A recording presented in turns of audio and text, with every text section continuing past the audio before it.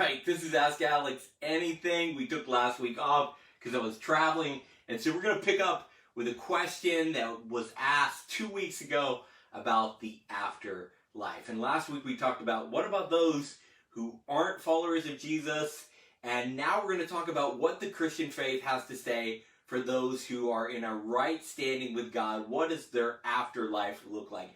Every religion on the planet has some type of idea about what the afterlife will be like. For a Buddhist, it means becoming one with everything, and so you yourself disappear. Hindus believe that you're going to come back to this planet, but maybe if you did things the right way, you'll come back in a better position next time, and so it's this endless cycle on Earth. And then Islam believes that there is this paradise that you can end up in where you can be rewarded if on the cosmic scales your good outweighs your bad. And sometimes we think from what we hear that the promise of the Christian faith is that the righteous, those in a right standing with God, will have their mind live in a cloud palace forever, in a place that's often called heaven.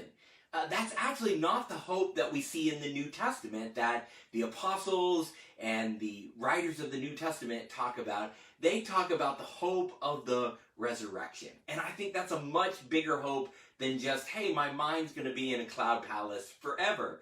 Or, as my atheist friend says, playing a harp on a cloud for eternity sounds like hell, not heaven. Well, the good news is that the picture of the afterlife for the Christian is actually much more profound and much more exciting than you just playing a harp on a cloud for all time. The hope of the resurrection is that you are a soul and a body. You will live eternally on a new planet, a new earth. Somehow at the end of everything, it says that Jesus will make all things new, and no longer will heaven and earth be separated, but they will be united, and we will co-rule with God as he always intended.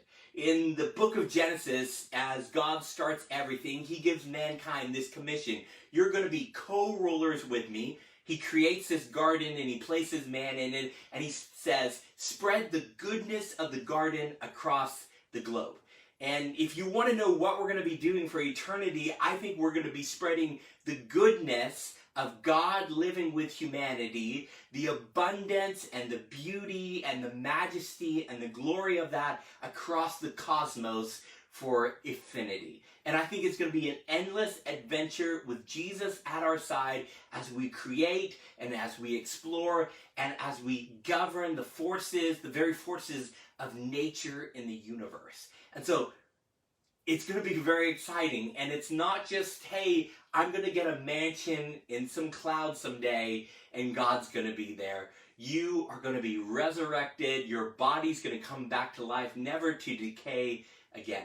See, sometimes, as Dallas Willard says, we talk a lot about getting people into heaven, but that's really not what the New Testament is about. It's about getting heaven in you, making you into kingdom people so that when Jesus creates a kingdom, we're the type of people who would fit, who would find ourselves naturally at home in a kingdom where he rules and reigns and invites us to join him. So I hope maybe that gave you a new perspective on heaven and the afterlife.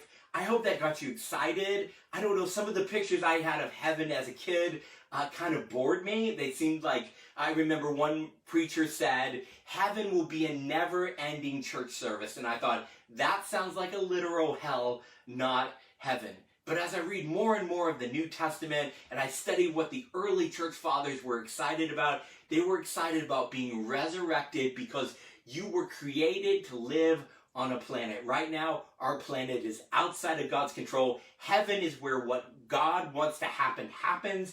We bring our lives under the rule and reign of Jesus Christ by saying, I submit to your rule and reign. I want to start living like a kingdom person even before your kingdom sets up shop on this planet. So, I hope that's helpful.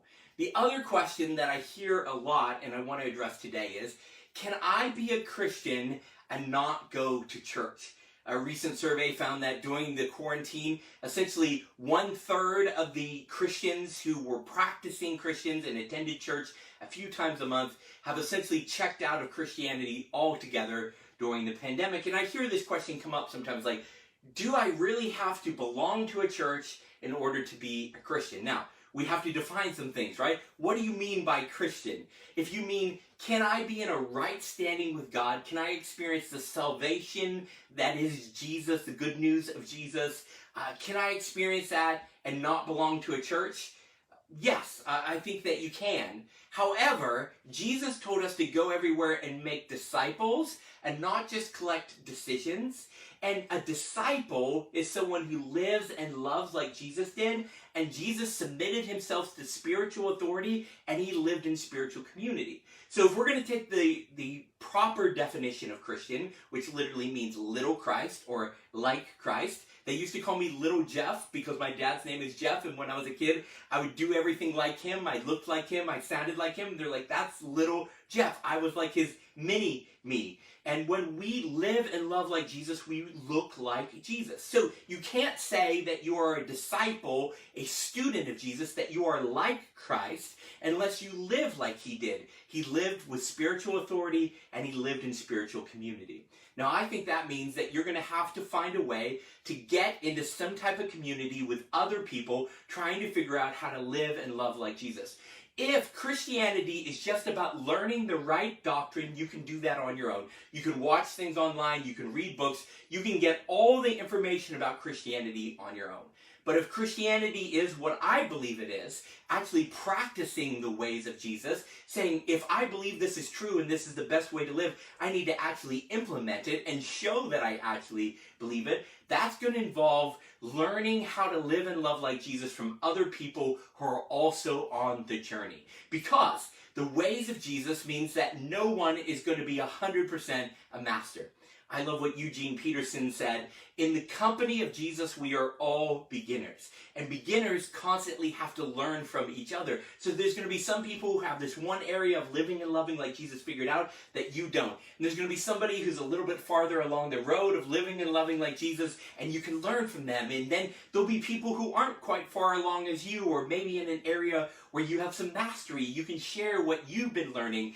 And the path of a disciple requires being part of a countercultural community that raises curiosity about the way and the life of Jesus Christ. So, church doesn't always have to look like a building with a steeple where we gather and we give money, but I think that you do need to have a spiritual group of believers that you gather together with, that you practice the Lord's Supper to remember the life, the death, and the resurrection of Jesus, where you collaborate and sacrifice your funds in order to better the community and further the mission of the kingdom, and where you come together and you submit to the spiritual authority both of the Word and of your fellow believers, and you learn from each other and you teach each other.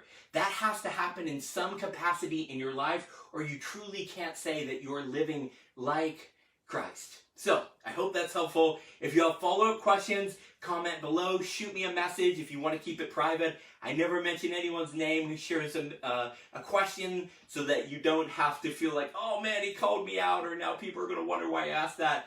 I think asking good questions is healthy. Asking good questions is essential to finding truth. If the gospel is true, the message of Jesus is true, it can stand up to honest inquiry and questions. So let's keep asking questions together.